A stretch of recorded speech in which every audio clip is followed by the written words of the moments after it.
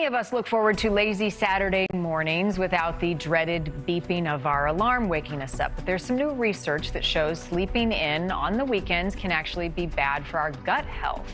There's a new study published in the European Journal of Nutrition that found even a 90-minute shift in the midpoint of sleep impacted a person's diet, which in turn impacted the composition of microbes in the gut.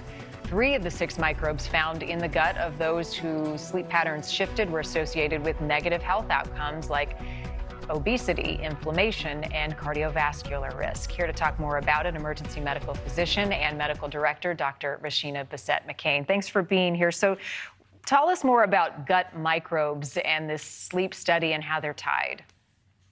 Well, Marni, I think we've always known that a shift in the circadian rhythm or your body's natural internal clock is detrimental to your health.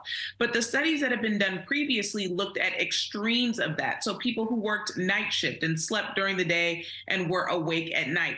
This particular study is telling us a little bit more that it's not just the shift in circadian rhythm, it's the behavioral changes and the dietary changes that come from sleeping in, waking up late, or changing your routine that can potentially be detrimental to your health. I will say, I don't think this study is going to make me set my alarm clock to wake up at 6 a.m. on a Sunday morning, but it does make me more cognizant that if I am going to change up my routine, there are things that I need to do in order to combat those adverse effects. Right. Maybe it's more napping during the week as you kind of, accumulate sleep. I don't know what the solution would be if you're tired. Absolutely. 20 to 30 minute naps a day can help with the sleep debt that you accumulate if you're not getting enough sleep. But remember, it's not just about the length of sleep, it's about the quality of sleep that you're obtaining as well.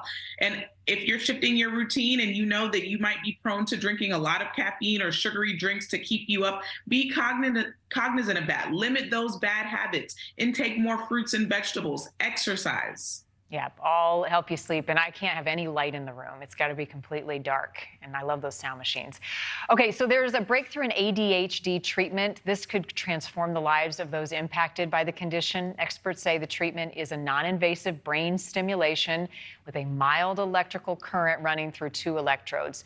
The data here showed after 2 weeks, 55% of children participating in this study showed significant clinical improvements to their symptoms. What's your messaging on this? Sounds like some good news. I think it is some good news, but still a lot to wonder. This was a very small study, only 23 children, and these were all children who were not medicated, meaning they hadn't tried the traditional approaches to ADHD treatment. Furthermore, they only followed the children for 3 weeks after treatment, so it's hard to say if these results are going to be long-lasting. I will say that transcranial direct current stimulation, which is what was studied in this particular study, has been around for a very long time and actually has shown benefit for adults with ADHD, bipolar disorder, and depression. So it could be promising. Couple seconds left here, less than 30. Are there adverse effects to the non-invasive brain stimulation? Of course, there are adverse effects to anything: headache, skin itching, tingling, burning, but those things usually go away within a few minutes. All right. As always, Dr. Richina Bicette-McCain, thank you. Nice to see you. Good to see you, Marni. Happy Thursday. All right. Talk to you later. Thank you for watching. Go to newsnationnow.com to find NewsNation on your television provider. And don't forget to click the red subscribe button below to get more of NewsNation's fact-driven, unbiased coverage.